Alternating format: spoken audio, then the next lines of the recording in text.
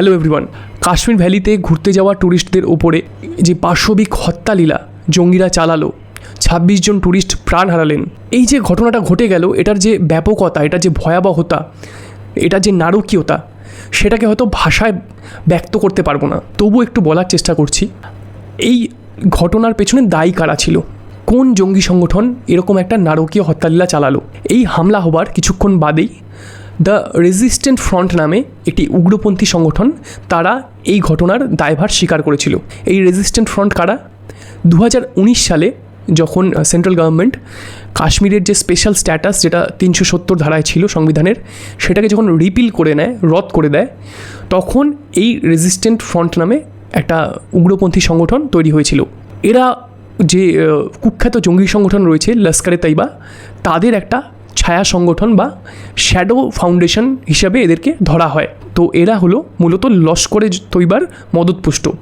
আর শুধু লস্করে তৈবা না, তার সাথে সাথে পাকিস্তানি মিলিটারি, পাকিস্তানি আর্মি, আর পাকিস্তানের যে গোয়েন্দা সংস্থা রয়েছে ইন্টার সার্ভিসেস ইন্টেলিজেন্স, যেটার শর্ট ফর্মে আমরা সবাই ISI বলে জানি, সেই ISI এর সম্পূর্ণ মদত রয়েছে এই রেজিস্ট্যান্ট ফ্রন্টের পেছনে। তো হামলা হবার কিছুক্ষণ পরে এই রেজিস্ট্যান্ট ফ্রন্ট কিন্তু এই হামলার দায়ভার স্বীকার করেছিল, কিন্তু কিছুক্ষণ পরেই এরা আবার পুরোপুরি নিজেদের ভুল পাল্টে নেয়।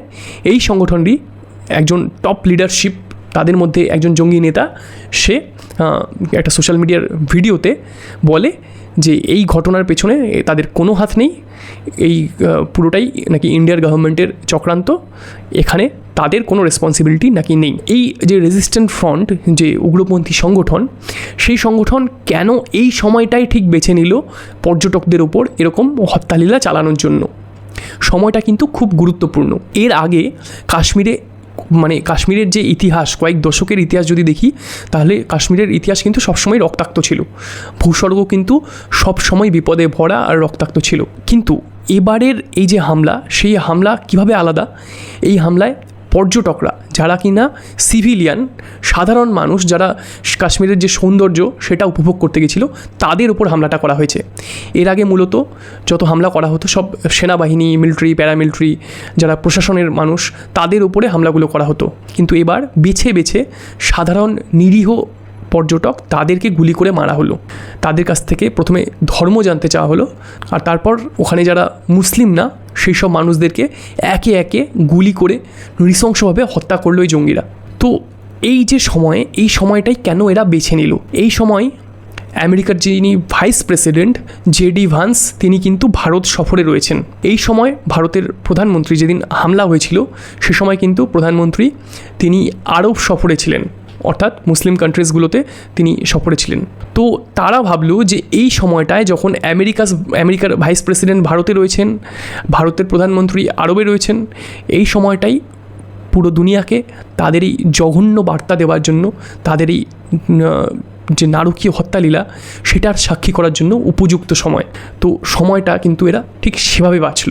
যে ভ্যালিতে এই হামলাটা হলো, যার নাম বৈসারন ভ্যালি, সেটাকে মিনি সুইজারল্যান্ড বলা হয়, কারণ সেখানে এমন এক সবুজ গালিচা ভরা এক দিগন্ত বিস্তৃত ভ্যালি রয়েছে, আর তার সাথে দূরে পাইনের ঘন বন রয়েছে, যে দেখে অনেকটা মনে হয় সুইজারল্যান্ডে চলে এসেছি। তো এই ভ্যালিতে সাধারণত গাড়ি করে যাওয়া সম্ভব নয়, সেখানে হয় পায়ে হেঁটে ট্রেক করে যেতে হয়, বা গাধা বা ঘোড়ার উপরে চড়ে, পনিতে চড়ে যেতে হয়। সেখানে যাবার জন্য নাকি যে স্থানীয় প্রশাসন, তারা কিন্তু অনুমতি দেয়নি। তাও যেহেতু এই ভ্যালিটা এত সুন্দর, লোকে মিস করতে চায়নি, তাই অনেকেই চলে গেছিল। আর হয়তো জঙ্গিরাও এটা জানতো, আর সেজন্য তারা ঠিক ওত পেতে সেই ভ্যালিতেই অপেক্ষা করছিল। কারণ তারা জানতো যেহেতু এই ভ্যালিতে গাড়িতে করে কেউ আসতে পারবে না, তাই যতক্ষণে প্রশাসনের কাছে, আর্মির কাছে খবর গিয়ে পৌঁছবে, ততক্ষণে অনেক লেট হয়ে যাবে। খুব দ্রুততার সাথে কুইকলি সেখানে পৌঁছতেও পারবে না, ব্যাকআপ আসতে পারবে না। সেই জন্যই কিন্তু তারা হয়তো এই পাইন বনে ঘেরা এই ভ্যালিটা বেছে নিয়েছিল, কারণ এখান থেকে মানুষকে মেরে সেই হত্যালীলা চালিয়ে খুব সহজে সেই পাইন বনের ভেতর দিয়ে তারা আবার পালিয়ে যেতে পেরেছে। এই যে জঙ্গি হামলা ঘটল, তার পরেই প্রধানমন্ত্রী, গৃহমন্ত্রী, প্রতিরক্ষা মন্ত্রী, বিদেশমন্ত্রী, যে ন্যাশনাল সিকিউরিটি অ্যাডভাইজার রয়েছেন অজিত ডোভাল, আর আরও উচ্চপদস্থ আর্মির, নেভির, এয়ারফোর্সের যারা চিফ রয়েছেন, গোয়েন্দা সংস্থার যারা হেড রয়েছেন, তাদের একটা মিটিং বসে। সেই মিটিংয়ে কিছু ডিসিশন নেওয়া হয় যে এই যে বারবার পাকিস্তানের মদতে জঙ্গিরা বর্ডার পেরিয়ে এসে ভারতে এরকম নারকীয় হত্যালীলা চালাচ্ছে, তার কিভাবে উত্তর দেওয়া যায়, তার প্রত্যুত্তর কিভাবে দেওয়া যায়। সেই মিটিংয়ে ঠিক হয় যে ভারতের সাথে পাকিস্তানের বর্তমানে জিনিসপত্র, সামগ্রী এগুলো রপ্তানি করার একটাই মাত্র ল্যান্ড বর্ডার খোলা ছিল, যেটাকে আতারি বর্ডার বলা হয়, সেই আতারি বর্ডারকে বন্ধ করে দেওয়া হবে। তার সাথে সাথে ভারতে যে সমস্ত পাকিস্তানি নাগরিক সার্ক ভিসায় এসছেন তাদের সবাইকে 1 মের মধ্যে পাকিস্তান ফিরে যেতে হবে, তারা কেউ থাকতে পারবেন না। পাকিস্তানের হাই কমিশনে, যে ভারতে হাই কমিশন রয়েছে, সেখানে এমপ্লয়ির নাম্বার কমিয়ে দেওয়া হবে। পাকিস্তানের সাথে ট্রেড সম্পূর্ণরূপে বন্ধ করে দেওয়া হবে।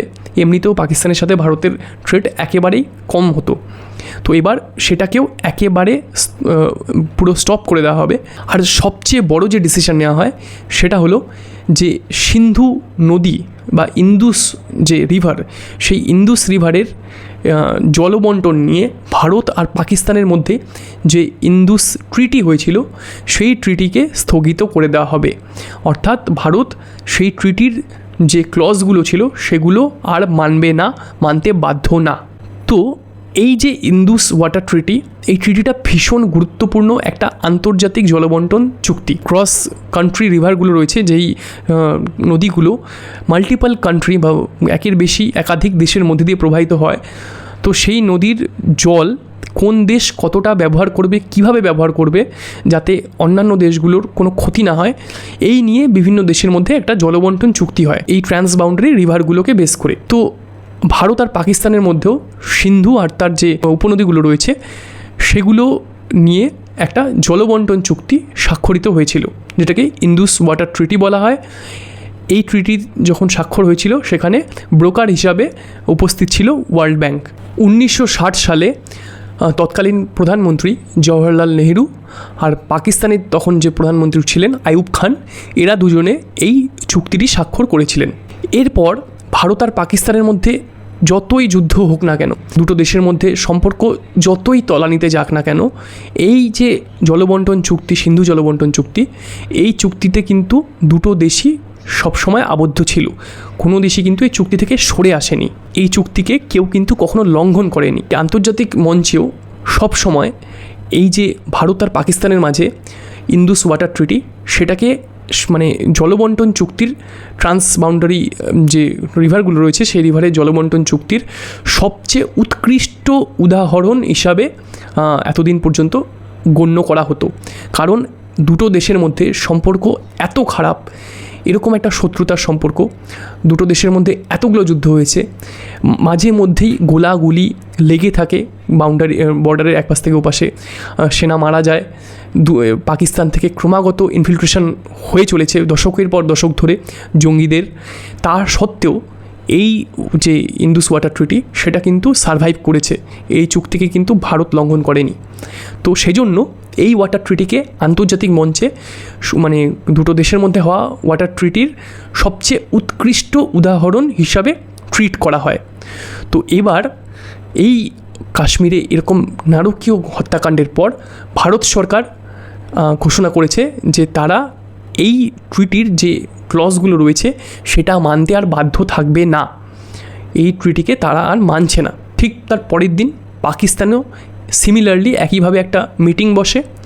সেই মিটিংয়ে পাকিস্তানের যে সরকার, সেই সরকার ঠিক করে তারা ওয়াঘা বর্ডার বন্ধ করে দিচ্ছে, তাদের যে এয়ার স্পেস সেটা ভারতের সমস্ত এয়ারলাইন্সের জন্য তারা বন্ধ করে দিচ্ছে। সিমলা চুক্তি যে হয়েছিল, সিমলা চুক্তি হলো 1971 পরে ভারত আর পাকিস্তানের মধ্যে, যে সেই সময় যুদ্ধের পর যুদ্ধ যখন স্থগিত হয় সে সময় যে বাউন্ডারিটা ছিল সেই বাউন্ডারি অ্যাজ ইট ইজ থাকবে, সেটাকে কেউ চেঞ্জ করার চেষ্টা করবে না, সেটা ছিল সিমলা চুক্তি।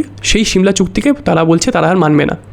এছাড়াও ভারতের সাথে তাদের যা যা দ্বিপাক্ষিক চুক্তি হয়েছিল তারা সেগুলোও বলছে কোনো চুক্তি তারা মানবে না। আর তারা এটাও বলছে ভারত যদি এই ইন্দুস ওয়াটার ট্রিটিকে কোনোভাবে লঙ্ঘন করার চেষ্টা করে তাহলে তারা সেটাকে ডিরেক্ট পাকিস্তানের ওপর অ্যাটাক বলে গণ্য করবে, আর সেই হিসাবে তারা রিপ্লাইও দেবে। ইন্দুস ওয়াটার ট্রিটি পাকিস্তানের জন্য কেন এত গুরুত্বপূর্ণ? যখন কোনো একটা নদী একাধিক দেশের উপর দিয়ে প্রবাহিত হয়, তখন যেই দেশের উপর দিয়ে নদীটি উপর থেকে নিচে নামে, তো সবসময় অ্যাডভান্টেজের যে পজিশন বা সুবিধাজনক যে পজিশন সেটা হয় যেটা উপরের দেশ, যেটা আপার রিপারিয়ান কান্ট্রি বলা হয় ইংলিশে, সেই দেশের। কারণ নদীর জলকে তারা কন্ট্রোল করতে পারে।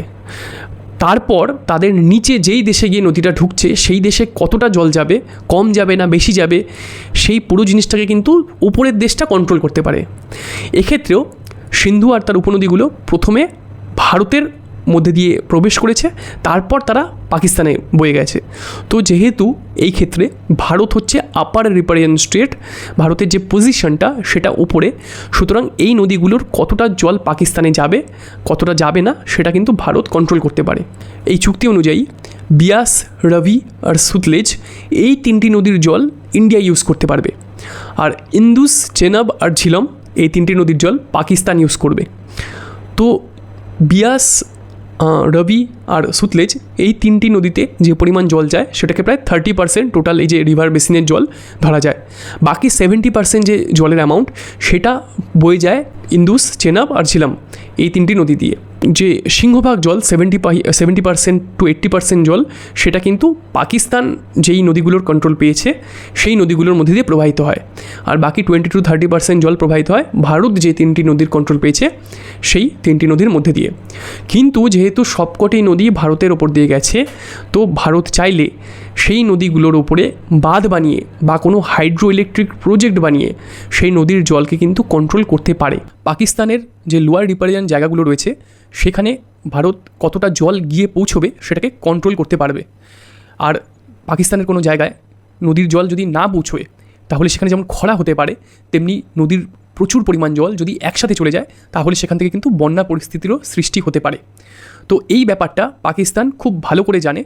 তো সেজন্যই তারা এটা বলছে, তাদের যে মিটিং হয়েছিল সেই মিটিংয়ে তারা এটা বলেছে যে ভারত ইন্দুস ওয়াটার ট্রিটিকে যদি লঙ্ঘন করে তাহলে সেটাকে তারা অ্যাক্ট অফ ওয়ার, অর্থাৎ পাকিস্তানের বিরুদ্ধে যুদ্ধের ঘোষণা হিসাবে তারা সেটাকে ট্রিট করবে। যে কোনো হাইড্রো ইলেকট্রিক প্রজেক্ট শুরু করার জন্য ক্যাপিটাল বাজেট স্যাংশন, টেন্ডার ডাকা, সেই প্রজেক্ট শুরু করে সেটা শেষ করা, এগুলো একদিন বা এক মাস বা এক বছরের কাজ না, এটা একটা দীর্ঘমেয়াদী প্রজেক্ট হয়। তো সেই হিসাবে দেখতে গেলে আগামী বহু বছর পর্যন্ত পাকিস্তানের উপরে ডিরেক্ট এই ডিসিশন থেকে কিন্তু কোনো রকমের এফেক্ট পড়বে না।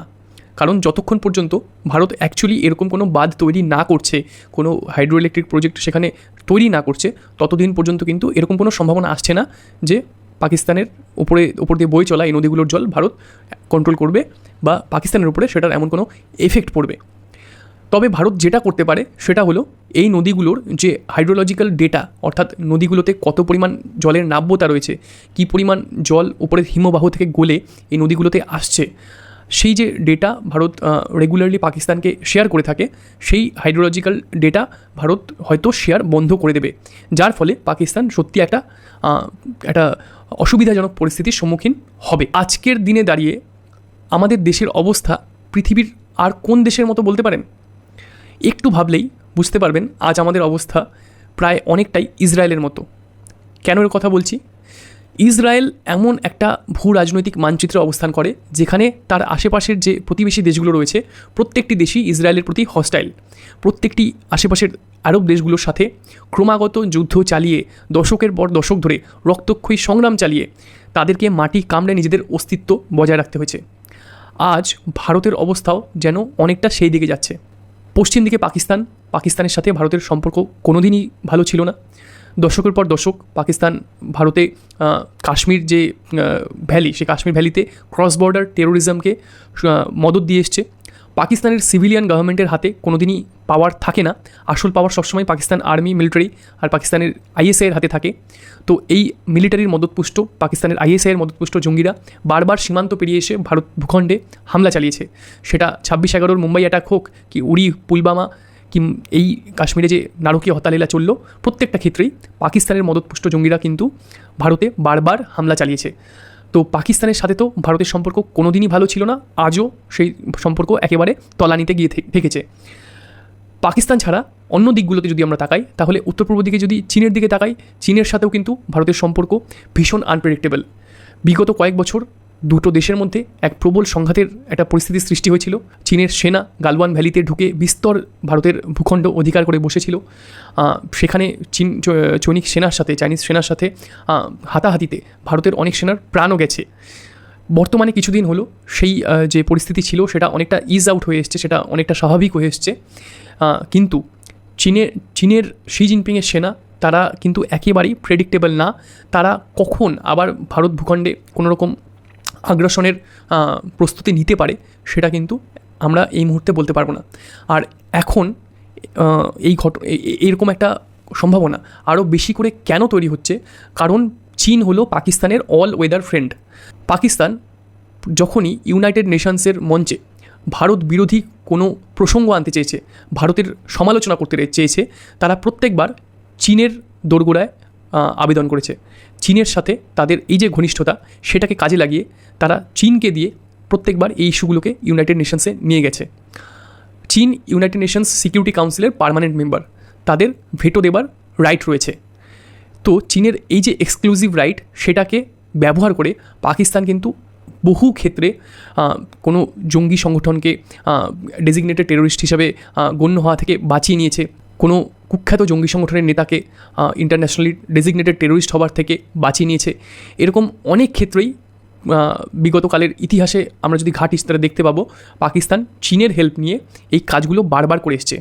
তো এবারও এই যে ইন্দুস ট্রিটি লঙ্ঘন করার একটা অবস্থা তৈরি হয়েছে, এটা কিন্তু ভারত আর চীনের মধ্যে যে নদীর জলবন্টন চুক্তি রয়েছে সেগুলোতেও একটা ডিরেক্ট প্রভাব ফেলতে পারে। কারণ ভারত আর চীনের মধ্যে যে নদীগুলো রয়েছে সেই নদীগুলোর ক্ষেত্রে যেমন ভারত হলো আপার রিপারিয়ান স্টেট, মানে ভারত যেহেতু উপরে অবস্থান করছে, সুবিধাজনক জায়গায় অবস্থান করছে, তেমনি ভারত আর চীনের মাঝখানে যে নদীগুলো রয়েছে যেমন ব্রহ্মপুত্র বা লোহিত, দিবাং, এই নদীগুলোর ক্ষেত্রে কিন্তু চীন হলো আপার রিপারিয়ান স্টেট, অর্থাৎ নদীগুলো আগে চীনের মধ্যে দিয়ে প্রবাহিত হয়ে তারপর ভারতে এসে প্রবেশ করেছে।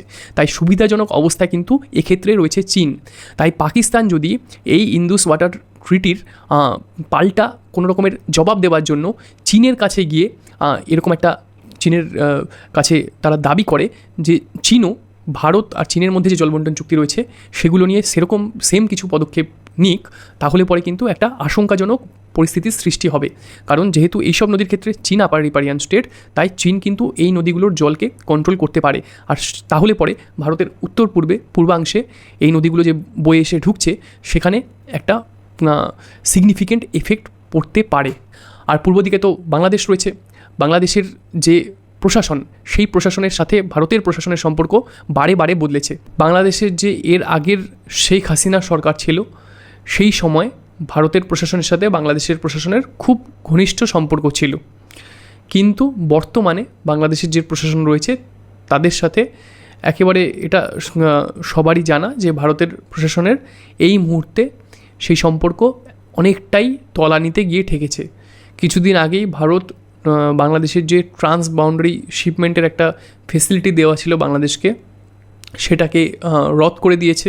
তো এই মুহূর্তে ভারতের যে প্রধান তিনটি প্রতিবেশী দেশ পাকিস্তান, চীন, বাংলাদেশ, তিনটি দেশের সাথেই ভারতের কিন্তু কোনো না কোনো দিক দিয়ে, কূটনৈতিক হোক, বৈদেশিক হোক, সামরিক হোক, কোনো না কোনো দিক দিয়ে প্রত্যেকটি দেশের সাথে ভারতের চাপানুতোর চলছে, সংঘর্ষ চলছে। সম্পর্ক কিন্তু একেবারেই ভালো অবস্থায় নেই, বন্ধুত্বপূর্ণ সম্পর্ক কোনো দেশের সাথে নেই। ভূ রাজনৈতিক মানচিত্রে প্রতিবেশী দেশগুলোর সাপেক্ষে ভারতের অবস্থান যেভাবে একটা হস্টাইল এনভায়রনমেন্টের দিকে এগিয়ে যাচ্ছে, সেক্ষেত্রে আমাদের অদূর ভবিষ্যতে কিন্তু এই নিয়ে আরও অনেক সচেতন, আরও অনেক সাবধান আর সতর্ক হতে হবে। কারণ এই যেই ঘটনা কাশ্মীরে ঘটল, সেই ঘটনা যে ভবিষ্যতে আর ঘটবে না সেটা কিন্তু কেউ হলফ করে বলতে পারে না। যদি আজকের ভিডিও আপনাদের ভালো লেগে থাকে তাহলে লাইক করুন, কমেন্ট করুন, সাবস্ক্রাইব করুন। এরকমই কোনো ইনফরমেটিভ ভিডিও নিয়ে দেখা হবে খুব তাড়াতাড়ি।